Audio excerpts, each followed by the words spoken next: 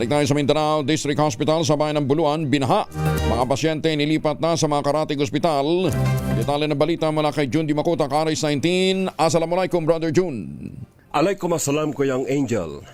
Nitong nakaraang Martes, out of 7 barangays sa bayan ng Buluan, Maguindanao del Sur, 5 barangays ang lumubog sa baha na apektado ng flash flood. Under state of calamity ang bayan ng Buluan kung saan libo ang bilang ng mga pamilyang apektado at sa pamamagitan ng Calamity Fund ng LGU. Agarang nakapag-provide ng rice distribution sina Municipal Mayor Datu Jong Mangudadatu at Municipal Vice Mayor Kuya King Mangudadatu, 10 ng Buluan Sangguniang Bayan members.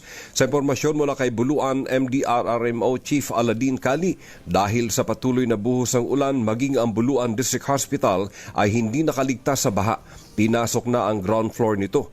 Personal namang nagbigay ng assessment ang mga local officials led by Mayor Jong Mangudadatu katuwang ang iba pang local officials na napasugod sa District Hospital upang makita at magawa ng paraan na mailagay sa maayos na sitwasyon ng mga apektadong pasyente. Napasugod din sa binahang District Hospital si Vice Governor Hisham Nandu.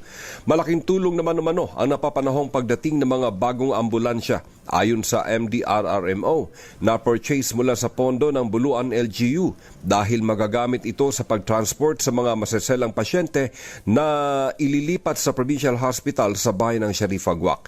Naghahanda na rin ang MDRRMO ng rubber boats na gagamitin sa pag-rescue sa mga sitios na kung saan lumalalim ang baha.